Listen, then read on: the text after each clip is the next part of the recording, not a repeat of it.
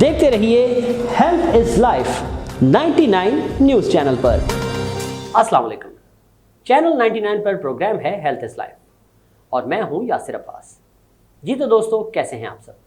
उम्मीद करता हूं कि जहां कहीं भी होंगे बखैर आफियत होंगे और साथ साथ अपनी ज़िंदगी भरपूर अंदाज से गुजार रहे होंगे। नाज़रीन, आज हमने जिस मौजू का इंतखाब किया है वो है न्यूरोलॉजी और मस्कुलोस्केलेटल, और इन दोनों का क्या ताल्लुक़ है और फिजियोथेरेपी में हम इन्हें कैसे इस्तेमाल करते हैं। इस मौजू पर गुफ्तगू के लिए आज हमने मदऊ किया है हमारे बहुत ही ख़ास मेहमान doctor Mustafa Zaveri, consultant neurophysiotherapist, assistant professor, principal Hayat institute of rehabilitation medicine. तो आइए दोस्तों, इनसे बात करते हैं।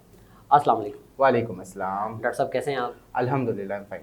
डॉक्टर साहब, सबसे पहले तो आपका बहुत बहुत शुक्रिया कि आपने अपनी मसरूफियात में से वक्त निकाला और हमारे प्रोग्राम में तशरीफ़ लाए। इंतहाई मशकूर, इंतहाई ममनून आपके कि आपने वक्त दिया। अच्छा डॉक्टर साहब, आपसे ये पूछना चाहूँगा कि एक आम फहम शख्स किस तरह से समझ सकता है कि न्यूरोलॉजी और मस्कुलोस्केलेटल है क्या, और फिजियोथेरेपी के हवाले से ये किस तरह से हम इसको समझ सकते हैं? बहुत अच्छा सवाल आपने स्टार्ट में ही कर दिया है यासिर साहब। यासिर, बात ये है कि पहली बात ये है कि आम फहम शख्स की आप बात कर रहे हैं कि उनको न्यूरोलॉजी का और मस्कुलोस्केलेटल का प्रॉब्लम क्या है। देखिए, उनके लिए सबसे आसान तरीका ये है समझने का कि किसी भी इंसान को कहीं पे भी दर्द है, किसी भी जगह दर्द है, दर्द के साथ साथ अगर सुनपन हो रहा है, आपके पास टिंगलिंग हो, जैसे सुइयाँ खोपते वहाँ जैसा पेन हो रहा होता है, अगर ये चीज़ें हो रही है आपके पास, और नम हो जाना, सुन्न हो जाना, चक्कर आना, इस तरीके की कोई भी चीज़ें हो रही होती है, वो आपके पास न्यूरोलॉजी के साथ इन्वॉल्व हो रही है। तो अगर ऐसी कोई अलामतें आपको मिल रही है तो वो फिर एक आम फहम शख्स के लिए बहुत आसान होता है कि उनको फिर ये जॉइंट के पेन्स के साथ ये हो रहा है, तो उसका मतलब ये है कि इनको कोई ना कोई नर्व प्रेस हो रही है, नर्व की इन्वॉल्वमेंट या न्यूरोलॉजी की इन्वॉल्वमेंट है, इसलिए ये दर्द हो रहा है। ठीक। अच्छा डॉक्टर साहब, साथ ही साथ ये भी पूछना चाहेंगे कि मोस्ट ऑफ इट मतलब कौन कौन सी ऐसी बीमारियां हैं या कौन कौन सी ऐसी डिजीज़ है कि जिसे हम कहेंगे कि यार ये एमएसके से रिलेटेड है, यानी मस्कुलोस्केलेटल से रिलेटेड है और न्यूरोलॉजी से भी रिलेटेड है, या इनका लिंक बनता है? अच्छा, ये थेरेपिस्ट के लिए सवाल होता है। पहली बात ये है कि जब भी थेरेपिस्ट के पास कोई पेशेंट आता है तो थेरेपिस्ट को खुद भी एक हिस्ट्री टेकिंग लेने का एक बहुत तरीका होना चाहिए। उस हिस्ट्री टेकिंग लेते हैं, उसमें हमें इन सब चीज़ों का ख्याल रखना पड़ता है कि जब भी कोई पेशेंट आ रहा है आपके पास, चाहे वो किसी भी प्रॉब्लम के साथ आ रहा है, नॉर्मली जब वो आ रहा होता है पेशेंट, तो वो कोई ना कोई पेन के साथ आ रहा होगा, कहीं ना कहीं की स्टिफनेस के साथ आ रहा होगा, कहीं ना कहीं किसी न किसी चीज़ की लिमिटेशन के साथ आ रहा होगा। तो यही एक आर्ट है थेरेपिस्ट का कि वो अपनी हिस्ट्री टेकिंग से डायग्नोसिस इम्प्रूव कर प्रॉपर बता सके। हमारे यहाँ पे, हमारी सोसाइटी में, स्पेशली मैं पाकिस्तान की बात करता हूँ, जो यहाँ थेरेपिस्ट की प्रैक्टिस होती है, उस प्रैक्टिस में सबसे ज़्यादा प्रॉब्लम ये होता है कि रेफरल का बहुत बड़ा इशू होता है कि हमें डॉक्टर से रेफरल्स मिलते हैं, और उनमें से माशाल्लाह से कुछ डॉक्टर्स का करना ये होता है कि वो रेफरल के साथ साथ जो है वो पूरी थेरेपी भी लिख के दे देते हैं कि इसको ये करवाना है, और उनका डायग्नोसिस अपना लिख के दे देते हैं। मोस्टली मैंने ये देखा है कि जब हम अपनी डायग्नोसिस करते हैं तो उसमें सिर्फ और सिर्फ वो जो डायग्नोसिस डॉक्टर ने लिख के दी है वो इनफ नहीं होती है। तो जब वो इनफ नहीं होती है तो उसकी ट्रीटमेंट भी इनफ नहीं होती है। डॉक्टर अपनी थेरेपी, अपनी ट्रीटमेंट अपने तक रखें, और थेरेपिस्ट को, उनको पता है कि कौन से थेरेपिस्ट को देनी है तो उसकी क्या ट्रीटमेंट होगी, वो थेरेपिस्ट जानता है, वो बहुत अच्छे से जानता है। तो वापस से आते हैं, जब हिस्ट्री टेकिंग के ऊपर आते हैं तो हमें ये चीज़ का ख्याल रखना चाहिए। एक बहुत सिंपल सी बात बता रहा हूँ कि शोल्डर का पेन है तो सिर्फ शोल्डर का पेन सिर्फ शोल्डर का पेन नहीं हो सकता। उस पेन के साथ साथ, शोल्डर के पेन के साथ साथ पॉसिबल है कि आपकी सर्वाइकल की इन्वॉल्वमेंट हो, किसी नर्व की इन्वॉल्वमेंट भी हो सकती है। तो जब सर्वाइकल की या नर्व की इन्वॉल्वमेंट हो रही होती है तो हमारे लिए ये बहुत जानना ज़रूरी है, वरना अदरवाइज से शोल्डर की ट्रीटमेंट करेंगे तो उससे पेन फ्री नहीं होगा, पेशेंट ठीक नहीं होगा। तो पेशेंट को ठीक करने के लिए हमें इसकी भी इन्वॉल्वमेंट की ज़रूरत है। तो ये आपको पता होना चाहिए कि कौन से डर्माटोमल लेवल के ऊपर, मायोटोमल लेवल के ऊपर किस तरह से पेन जो है वो उनके आ रहे हैं, और कहाँ नमनेस आ रही है, कहाँ सुनपन आ रहा है, किसकी वजह से वीकनेसेस आ रही है। तो हमें उन नर्व को भी और उस लेवल ऑफ सर्वाइकल के एरिया को भी हमें ज़रूर अपने जहन में रखते हुए उसकी ट्रीटमेंट को फोकस करना चाहिए, ताकि पेशेंट को जब हम ट्रीट कर रहे हो तो हमारे पास मस्कुलोस्केलेटल और न्यूरोलॉजिकल इन्वॉल्वमेंट दोनों को मद्देनज़र रखते हुए हम ट्रीट करें। इसी तरह से बैक एक है। बैक एक है और बैक एक के अंदर अगर पेन रेडिएट हो रहा है तो मस्कुलोस्केलेटल का पेन जो है वो नॉर्मली बहुत ज़्यादा रेडिएट नहीं होता, बल्कि न्यूरोलॉजिकल पेन्स बहुत ज़्यादा रेडिएट होते हैं।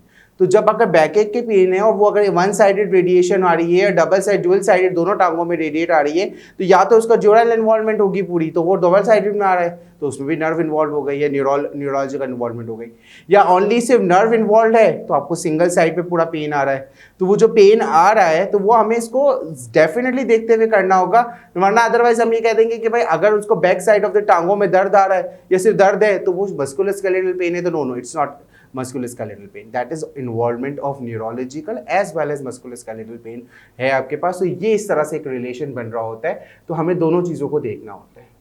मैं इसके अंदर एडप्ट करता चलूँ, एक शेरिंगटन प्रिंसिपल होता है। अगर शेरिंगटन प्रिंसिपल ये कह रहा होता है कि अगर आप मस्कुलोस्केलेटल के पेन को ट्रीट कर रहे हो तो ऑटोमेटिकली आप न्यूरोलॉजिकल ट्रीटमेंट भी कर रहे हो, और अगर आप न्यूरोलॉजिकल ट्रीटमेंट कर रहे हो तो अल्टीमेटली आप मस्कुलोस्केलेटल को भी ट्रीट कर रहे हो।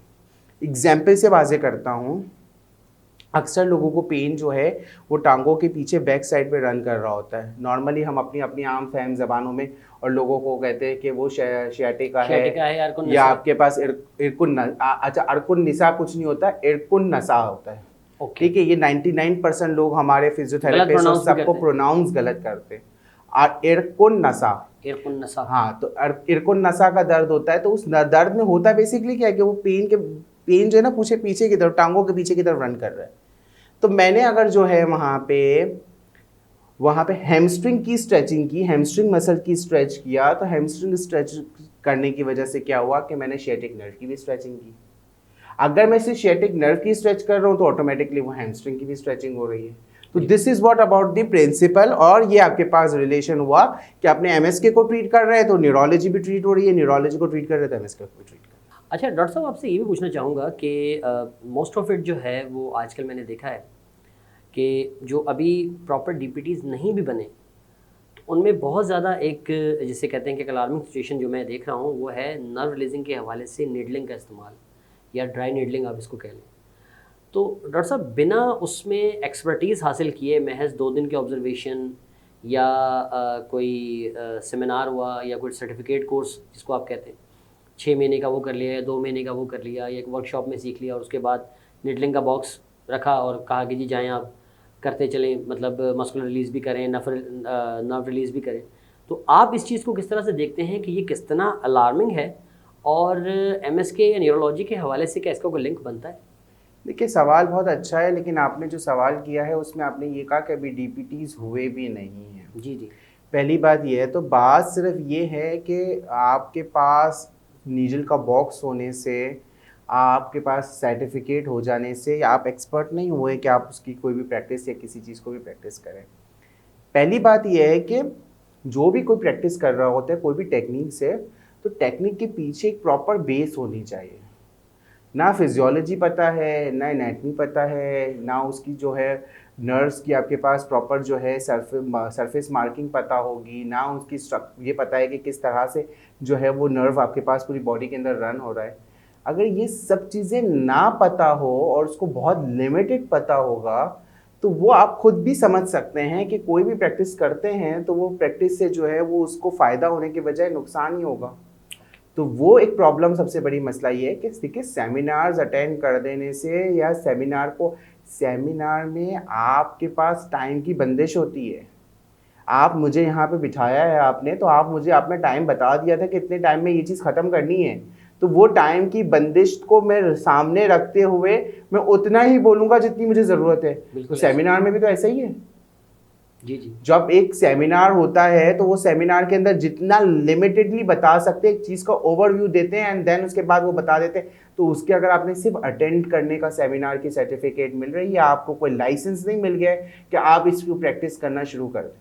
तो आई एम सॉरी, लेकिन ये बात भी सही है कि यहाँ ड्राई नीडलिंग पाकिस्तान में, इसी तरह से कापिंग थेरेपी और XYZ पता नहीं कितनी थेरेपियाँ आ गई है, वो करने वाले तो आपको देखो तो हर गली के कोने पे करने वाला मिल जाएगा, मगर जो प्रैक्टिकली प्रोफेशनली और प्रॉपर प्रैक्टिस के साथ कोई कर रहा होगा तो वो शायद पूरे पाकिस्तान, कराची में हार्डली 2 या 3 लोग होंगे। तो इसलिए मेरी सबसे गुजारिश है कि हर चीज़ आ जाने से, सिर्फ और सिर्फ आपने अटेंड कर लेने से उस चीज़ के आप एक्सपर्ट नहीं बन जाते हैं कि आप उसको शुरू कर दो या करना शुरू कर दो। हाँ, बहरहाल अगर वैसे अगर ड्राई नीडलिंग की बात करते हैं तो बिल्कुल ड्राई नीडलिंग है। ड्राई नीडलिंग से हम नर्व रिलीज कर रहे होते हैं। ड्राई नीडलिंग हम लोग अक्सर जो है हमारे मसल्स के अंदर बहुत सब जगहों पे ट्रिगर्स बन जाते हैं, तो उस नोड्यूल्स को रिलीज़ करने के लिए, जो हमारे मस्कुलर प्रेशर जो डेवलप हो रहा होता है उसको रिलीज़ करने के लिए बहुत इफेक्टिव टेक्निक है, करनी चाहिए। बहुत अच्छे से प्रैक्टिस हो आपकी और आप कर सकते हो, उसमें आप एक्सपर्ट हो तो बिल्कुल करना चाहिए। बट ओवरऑल ऐसा नहीं है कि हर डीपीटी और हर अंडर ग्रेजुएट डीपीटीज बस सिर्फ अटेंड करने से आप प्रैक्टिस करने के लायक हो जाओ, इस तरह से नहीं करना चाहिए, क्योंकि पेशेंट से पेशेंट है अल्टीमेटली। और आपको पेशेंट के साथ साथ आपकी सेल्फ और इनर सेटिस्फेक्शन भी बहुत ज़रूरी है। आप जो कर रहे हो आपको पता हो, आपको कॉन्फिडेंट हो कि आप कर सकते हो तो करिए। ठीक। अच्छा डॉक्टर साहब, बीइंग अ फिजियोथेरेपिस्ट, आप क्या समझते हैं कि मोडालिटीज़ का जो रोल है थ्रू आउट द सेशन या रिगार्डिंग अ डिजीज़, वो कितना है और कितने % इसका रोल है? मुझे ऐसा लगता है कि अगर बीइंग अ फिजियोथेरेपिस्ट अगर मैं बात करूँ तो मेरे माइंड में इतना होना चाहिए कि अगर मैं किसी मोडालिटीज़ को यूज़ कर रहा हूँ तो उससे मुझे बहुत ज़्यादा कोई बहुत बड़ा एक डिफरेंट और चेंज मुझे नहीं मिलेगा। मैं से उसको यूज़ करूँगा तो ऐसे पेन मैनेजमेंट के लिए यूज़ कर दूँ या फॉर लिमिटेड टाइम के लिए कुछ रिलैक्सेशन के लिए यूज़ करूँगा, या मुझे पेशेंट की साइकोलॉजी से खेलना है, क्योंकि पेशेंट जाहिर सी बात है हमारे पास आते हैं और वो हमारे यहाँ के जिस तरीके के पेशेंट्स होते हैं तो वो ये चाह रहे होते हैं कि हम जितना पे कर रहे हैं उतना टाइम हमें मिलना चाहिए। तो जब वो टाइम की जब बात आती है तो वो टाइम जब मुझे किल करना है तो उस टाइम के लिए मुझे किल करने के लिए मुझे कोई ना कोई मोडालिटी लगा कर उनको रखनी पड़ती है। तो उतना ही मेरा माइंड होना चाहिए और इतना ही फोकस में रखना चाहिए। Modality is not a complete physiotherapy. तो अगर कोई बीइंग का आप समझ रहे हो कि जहाँ पे से मोडालिटीज़ लगाई जाती है, ऐसे बहुत सारे इदारे हैं जहाँ पे आपको एक टेबल से उठा के दूसरे टेबल, दूसरे से तीसरे टेबल पे मोडालिटीज़ ही यूज़ की जाती है। वो सारे पेशेंट एक जैसे 50-100 पेशेंट आते होंगे, उन सबको एक जैसी ट्रीटमेंट दे रहे हैं मोडालिटीज़ लगा के। तो आई एम सॉरी, वो मोडालिटीज़ जो लगा के आपके पास ट्रीटमेंट दे रहे हैं तो वो इनफ नहीं है। मैनुअल थेरेपी और मैनुअली आप पेशेंट को ट्रीट करो, क्योंकि जितना ज़्यादा थेरेपिस्ट मैनुअली पेशेंट के साथ इन्वॉल्व होगा उतनी थेरेपी के इफ़ेक्टिव भी होगी और उसके रिजल्ट्स भी अच्छे होंगे। ठीक। डॉक्टर साहब, गुफ्तगू का यहीं से दोबारा आगाज़ करेंगे। नाज़रीन, यहाँ पर लेते हैं एक छोटा सा वक्फा, तो कहीं मत जाइएगा, हमारे साथ रहिएगा।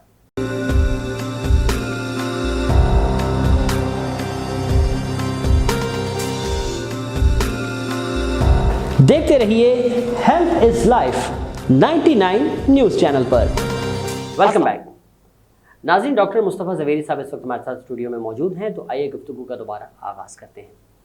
अच्छा डॉक्टर साहब, आम तौर पर अगर देखा जाए, मिसाल के तौर पे कुछ मैं चाहूँगा कि कुछ ऐसी टेक्निक्स कि जो आप बता सकेंगे, जो ख़ास तौर पर अगर घर में किसी को अगर कुछ अलामात शुरू होती हैं न्यूरो मस्कुलोस्केलेटल के हवाले से, तो क्या क्या ऐसी अलामात हैं कि अगर इनका इजहार हो तो एक शख्स जो है उसे, या एक मरीज़ जो है उसे चाहिए कि अपने करीबी फिजियोथेरेपिस्ट से वो कंसल्ट कर ले?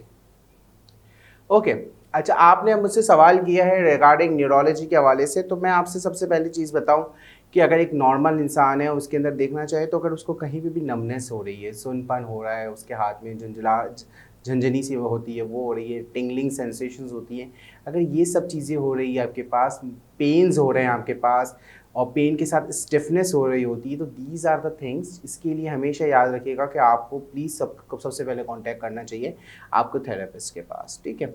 फिजियोथेरेपिस्ट के पास आप जाएंगे, जो फिजियोथेरेपिस्ट है, मैं देखिए दोबारा से कहता हूँ, physiotherapist means physiotherapist holding 5 year degree program, doctor और फिजिकल थेरेपिस्ट होना चाहिए और प्रॉपरली अगर उसके अंदर जाहिर सी बात है वो भी मास्टर्स हो और इस तरह से आगे हो, तो वो फिजियोथेरेपिस्ट इनफ होते हैं कि वो आपकी प्रॉपर डायग्नोज कर लें, और अगर ज़रूर आप उनका केस नहीं होता तो वो बहुत कन्वीनियंटली किसी और डॉक्टर के पास रेफ़र कर देते हैं। तो अगर ऐसे थेरेपिस्ट के पास आप जाते हैं तो वो प्रॉपरली आपको गाइड करेंगे कि रिगार्डिंग आपको क्या प्रॉब्लम है और आपको किस तरह से इसकी ट्रीटमेंट पे जाना चाहिए। अच्छा, इसके अंदर मैं आपको एक चीज़ एडअप करता चलूँ रिगार्डिंग फिजियोथेरेपी के हवाले से और फिजियोथेरेपिस्ट के लिए, कि एक टेक्निक होती है जिसको हम लोग कहते हैं शेकलॉक टेक्निक। न्यूरोडायनेमिक्स होती हैं, इसको न्यूरोडायनेमिक्स कहते हैं, और वो शेकलॉक साहब ने जो है उस टेक्निक को प्रपोज किया था, तो इसे शेकलॉक टेक्निक भी कहते हैं। उस टेक्निक में हम बेसिकली कर क्या रहे होते हैं कि हम नर्व की मोबिलाइजेशन कर रहे होते हैं। नर्व की जब मोबिलाइजेशन करते हैं तो अल्टीमेटली वो जो नर्व जिस जगह पे इन्वॉल्व होती हैं और वो जिस मसल्स में इन्वॉल्व होती हैं, हम उस मसल्स की स्ट्रेचिंग्स भी कर रहे होते हैं। तो व्हेन हम मसल्स की स्ट्रेचिंग के साथ साथ नर्व की मोबिलाइजेशन करते हैं, और अगर अदर वर्ड कहूँ कि नर्व की मोबिलाइजेशन के साथ साथ हम मसल्स की स्ट्रेचिंग करते हैं, तो आई थिंक कि किसी भी थेरेपिस्ट को ऐसी टेक्निक्स के ऊपर ज़रूर कमांड हासिल होना चाहिए, ताकि वो जब पेशेंट्स को ट्रीट कर रहे होते हैं तो अल्टीमेटली जब भी आप उस पेशेंट को ऊपर ये टेक्निक अप्लाई करेंगे तो आपको रिजल्ट्स बहुत फौरी मिलते हैं, यानी कि फ़ौरन इम्प्रूवमेंट आती है। तो वंस जब आपके पास पेशेंट को इम्प्रूवमेंट फ़ौरन आएगी तो अल्टीमेटली पेशेंट के जो है आपके पास उसके साथ जो आपका रिलेशन है वो भी बहुत बेहतर और अच्छा बन जाता है, और पेशेंट आपके पास दोबारा से कंटिन्यूस थेरेपी के लिए भी जो है वो फोकस करता है। दूसरी बात ये आपके पास कि आपने कुछ चीज़ें और बताई हैं, जैसे हमारे पास फालेज लकवा वगैरह की चीज़ें होती है, तो उसमें जो सबसे इंपॉर्टेंट चीज़ होती है वो हमारे फेशियल एक्सप्रेशंस चेंज हो जाते हैं, वीकनेस आ जाती है। तो these are the alarming signs है। तो वो अलार्मिंग साइंस जो होती हैं ऐसे साइंस हैं कि जिसके अंदर हमें वेट नहीं करना चाहिए और हमें फ़ौरन डॉक्टर के पास जाना चाहिए और डॉक्टर से कॉन्टैक्ट करना चाहिए, ठीक है, ताकि डॉक्टर जो है वो इन अलार्मिंग साइंस को देखते हुए फ़ौरन ट्रीटमेंट के ऊपर लेके आए, और फ़ौरन ट्रीटमेंट के साथ साथ स्पेशली जो है आपके पास फिजियोथेरेपी के ऊपर आए। बहुत सारे प्रैक्टिस में यासिर अभी क्या है हमारे पाकिस्तान में से बहुत सारे डॉक्टर्स भी हैं जो फिजियोथेरेपी रिक्वायर्ड होती है, लेकिन ज़रूरी है, मगर वो रिकमेंड नहीं करते दैट कि वो अपनी मेडिसिन दे देते कि मेडिसिन इस्तेमाल करते रहें। देखिए मेडिसिन के अपने खुद के नुकसान बहुत ज़्यादा है, मगर आप मुझे बताओ एज अ फिजियोथेरेपिस्ट मैं ये समझता हूँ कि जितनी फिजियोथेरेपी करेंगे उसके नुकसान के बजाय फ़ायदा तो होगा ही ना। नुकसान नहीं है, ट्रीटमेंट लेट है, थोड़ी डिले है, थोड़ा स्लो है, बट उसके फ़ायदा ही फ़ायदा है। तो फिर अब मुझे समझ में नहीं आता कि why they are not recommended. Recommendations दीजिए। फालिज के पेशेंट्स है जिसको स्ट्रोक हुआ है, न्यूरोलॉजिकली इन्वॉल्व है पेशेंट, उनको कहा जाता है कि आप सिर्फ मेडिसिन यूज़ कीजिए और घर पे हल्की फुल्की एक्सरसाइज करते रहे। ऐसा how come it possible for anyone कि कोई भी जो है उनको अच्छी थेरेपी करवा, थेरेपिस्ट ही बेस्ट थेरेपी को आपके पास है, जिसकी जो फील्ड है जो जिसका एक्सपर्ट होगा वही अपने पास सबसे बेस्ट करेगा ना। तो आई थिंक कि हमारे पास जब भी कोई न्यूरोलॉजिकल इन्वॉल्वमेंट हो तो उन कंडीशंस के अंदर ऑन अ सेफर जोन के ऊपर भी फिजियोथेरेपी रिकमेंडेड होती है और फिजियोथेरेपी करवानी ही चाहिए। ठीक। अच्छा डॉक्टर साहब, चूँकि इस वक्त हम अपने प्रोग्राम के आखिरी हिस्से में दाखिल हो चुके हैं, तो मैं चाहूँगा कि कुछ सवाल ऐसे जो आपकी ज़ाती ज़िंदगी से मुताल्लिक भी हैं। डॉक्टर साहब, इसी शोबे का इंतखाब क्यों किया? बिल्कुल, इस शोबे का इंतखाब क्यों किया? देखिए as a being a physiotherapist मुझे ऐसा लगता है कि बहुत सारे डॉक्टर्स के बहुत सारे शोबे हैं, बट आपका वो शोबा है कि आप जिसके अंदर पेशेंट्स के साथ सबसे ज़्यादा डायरेक्ट कांटेक्ट होते हैं। हमारा वो शोबा नहीं है कि हमारे पास पेशेंट सामने आके बैठा, हमने उनको मेडिसिन लिख के पर्चा पकड़ा दिया और वो मेडिसिन फॉलो करता रहेगा। जब तक कि मैं मैनुअली, मैंने जैसे पहले भी बोला कि जब तक मैं मैनुअली पेशेंट के साथ टच में नहीं रहूँगा तो मेरा जो है पेशेंट के साथ बेस्ट ट्रीटमेंट के ऊपर मैं नहीं जाऊँगा। तो हमारा शोबा ऐसा है कि जिसमें हम पेशेंट के साथ कंप्लीट इन्वॉल्व होते हैं। तो एज अ फिजियोथेरेपिस्ट मुझे ऐसा लगता है कि ये हमारा बहुत ही नोबल शोबा है कि जिसमें हम पेशेंट, और सबसे पहली बात क्या है कि हम सबसे पहली चीज़ जो सबसे पहले करते हैं पेशेंट का, कि हम पेशेंट के पेन मैनेजमेंट पे काम करते हैं। हम पेशेंट का या किसी का भी दर्द ख़त्म करते हैं। तो आप मुझे बताइए कि कोई अगर ऐसा शोबा हो कि जो ऐसे लोग हों कि जो आपका दर्द ख़त्म करें, चाहे वो आपका दर्द किसी भी तरह ख़त्म करें, वो बातों से ख़त्म करें, वो ट्रीटमेंट ख़त्म करके करें, तो वो लोग कैसे होंगे? तो अल्हम्दुलिल्लाह हम तो ऐसे शोबे से ताल्लुक़ रखते हैं कि हमें ये चीज़, हमें ये अल्लाह ताला ने ये मौका दिया है कि हमें, तो इस हवाले से जब मैंने ये चीज़ें देखी तो मुझे ऐसा लगता है कि फिजियोथेरेपी ही बेस्ट शोबा है जिसके अंदर बहुत अच्छे से आप जो है वो पेशेंट के साथ कांटेक्ट करके आप अर्न तो करते ही हो, बट उसके साथ साथ एक जो खिदमत भी करनी है तो वो भी कर रहे हैं और सवाब का सवाब भी है। तो इन तीनों चीज़ों को मद्देनज़र रखते हुए बेस्ट शोबा यही है, इसीलिए मैंने इसको चूज़ किया।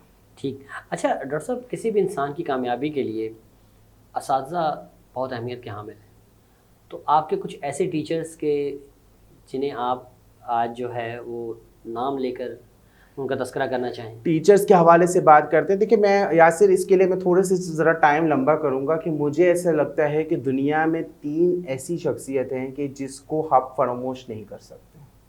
मतलब उनके लिए अगर वो है और उनके लिए अगर कुछ करना है ना तो आप कर गुजरें बगैर सोचे समझे। तो उसमें एक सबसे पहले तो माँ बाप है और तीसरा कोई है तो वो उस्ताद है। मैं आपको एक सबसे पहले एग्जाम्पल देता हूँ, लाइव एग्जाम्पल के साथ ही मैं बताता हूँ, फिर मैं इंशाल्लाह ज़रूर नाम भी ले लूँगा हमारे सारे, क्योंकि इतने असातिज़ा इतने उस्ताद हैं, शायद नाम भी लेना मुश्किल हो जाए, लेकिन फिर भी कोशिश ज़रूर करेंगे। तो मैं आपको बताऊँ उसके अंदर कि मेरे पास, मैं एक जगह प्रैक्टिस कर रहा था, वहाँ हमारे कोई स्कूल की कोई टीचर आई हुई थी। अब ज़ाहिर है अब वो हमने इतना अरसा पहले पढ़ाया था, वो शायद मुझे नहीं पहचान सकी, मगर जब उन्होंने ट्रीटमेंट कर ली, उसके बाद ट्रीटमेंट के बाद जब मैंने उनको बोला कि मैं आपका स्टूडेंट रहा हूँ, मैं आपका शागिर्द हूँ, और अब तो उन्होंने जिस तरह से खुशी का इजहार किया है, तो उन्होंने मुझे ये कहा कि मेरा बेटा भी डॉक्टर है। मगर मुझे इस बात की खुशी नहीं है कि मेरा बेटा डॉक्टर है, मुझे इस बात की खुशी है कि मेरा शागिर्द डॉक्टर है। तो ये उस्ताद है, ये माँ बाप होते हैं कि जिन्होंने अपना सब कुछ ख़त्म करके वो एक, और उस्ताद ऐसा है और टीचर्स ऐसे होते हैं कि उसका शागिर्द अगर तरक्की ज़्यादा कर ले, सक्सेसफुल होगा ना, वो जेलस नहीं होंगे, वो बल्कि खुश होंगे कि यार मेरा शागिर्द है, ये देखो कितना आज आगे पहुँच गया है। तो इस तरह से हमारे उस्ताद हैं, उन्होंने आज हमें इस तरह से फ्रेम किया, हमें स्ट्रक्चर तैयार किया, और आज हम इस तरह से किसी सोसाइटी में अपना एक मकाम रखते हैं। तो मकाम हम तो क्या रखते हैं, वही हमारे लिए मकाम बनाया उन्होंने, और उन्होंने ही रखा है। तो इन सब टीचर्स का तो सैल्यूट ही है, मैं हमेशा से उन टीचर्स के लिए हमेशा से दुआ कर रहूँगा, और उनमें बहुत सारे नाम हैं, बहुत सारे नाम हैं। सबसे पहला नाम, और जो सबसे पहली चीज़, जो हमारी सबसे पहली चीज़ आती है कि मैं जिस कम्युनिटी से ताल्लुक़ रखता हूँ, तो वहाँ पे जो सबसे कम्युनिटी है वो हमारी बोहरा कम्युनिटी, दाऊदी बोहरा कम्युनिटी है, और हमारे जो रूहानी पेशवा है डॉक्टर सैयद मुफद्दल सैफुद्दीन, वो सबसे पहले हमारे बड़े टीचर। उन्होंने हमें हर तरह से स्पिरिचुअलिटी से आपके पास स्पिरिचुअली भी, बाकी मॉरली भी, सोसाइटी में कैसे रहना है, किस तरह से, उन सब की गाइडेंस वो हमेशा देते हैं और हर बार देते हैं। तो सबसे पहला नाम तो उन्हीं का आता है।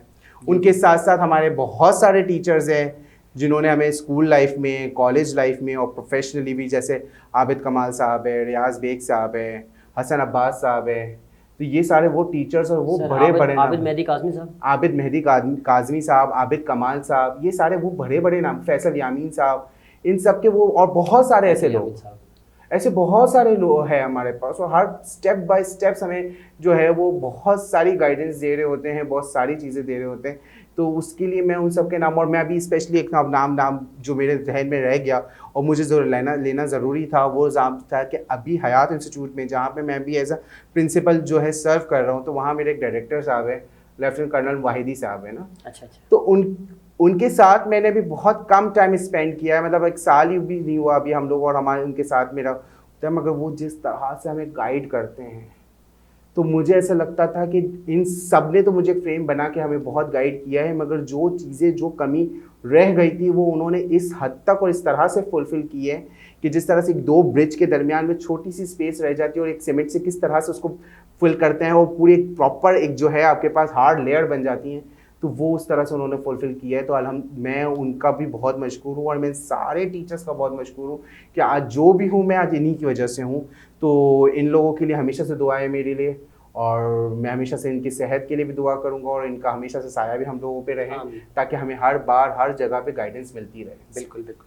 अच्छा डॉक्टर साहब, आखिर में मैं चाहूँगा कि ख़ास पैगाम जो आप हमारे नाजरीन को देना चाहें। बस आप सबसे गुजारिश ये है कि हमारा जो ये फिज़ियोथेरेपी का शोबा है, ये बहुत नोबल शोबा है, बहुत अच्छा शोबा है। पहले उन स्टूडेंट्स और उन लोगों से कि जो इस शोबे से कुछ ना कुछ इस तरह से सोच रहे होते हैं कि पता नहीं किस तरह का शोबा है, तो मैं उनसे कहूँगा कि फ़िज़ियोथेरेपी में ज़रूर आइए।